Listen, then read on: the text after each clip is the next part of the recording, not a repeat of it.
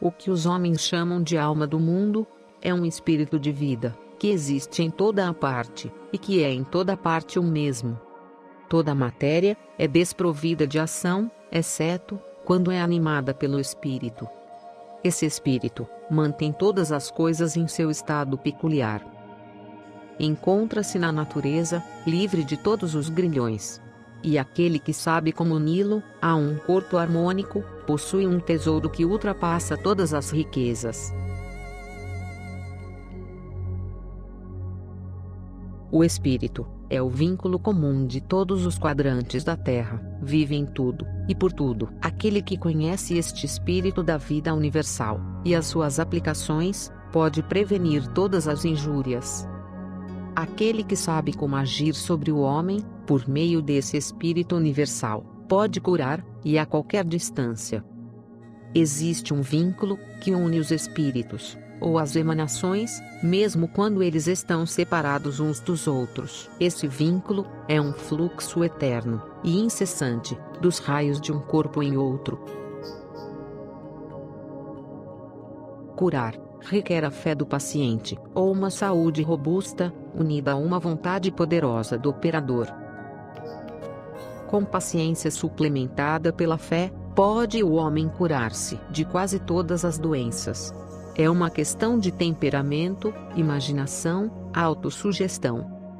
Em milhares de casos, os médicos, ou sacerdotes, obtiveram o crédito por curas que eram devidas única e simplesmente à vontade inconsciente do paciente.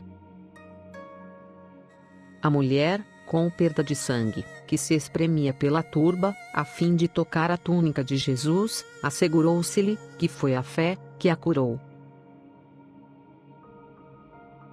A influência da mente sobre o corpo é tão poderosa, que realizou milagres em todos os tempos. Muitas curas inesperadas, súbitas e prodigiosas foram realizadas pela imaginação. Mas, se o paciente não tem fé, e se ele é fisicamente negativo, sendo o curador forte, saudável, positivo e determinado, a doença pode ser extirpada pela vontade imperativa do operador, que, consciente ou inconscientemente, se fortalece com o espírito da natureza universal e restaura o equilíbrio perturbado da aura do paciente. Em todos estes casos, a cura é radical, real e sem efeitos danosos secundários. Mas, quando alguém que está fisicamente doente tenta curar, ele não apenas falha, como também comunica muitas vezes a sua doença ao paciente e lhe rouba o pouco de força que tenha. Mas, se o curador está moralmente doente, as consequências podem ser infinitamente mais nocivas. Pois é mais fácil curar uma doença física do que purificar um caráter infeccionado pela torpeza moral. O curador, neste caso, comunica ao seu paciente o veneno moral que infecta a sua própria mente e coração. Seu toque magnético é contaminação, seu olhar é profanação.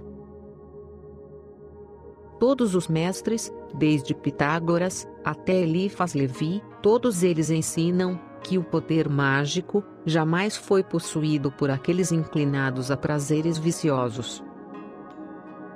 Apenas o puro de coração vê Deus e exerce dons divinos. Apenas Ele pode curar as doenças do corpo e deixar-se guiar com segurança pelos poderes invisíveis. Apenas Ele pode dar paz aos espíritos perturbados de seus irmãos e irmãs, pois as águas curativas não provêm de uma fonte envenenada, e uvas não crescem em espinheiros.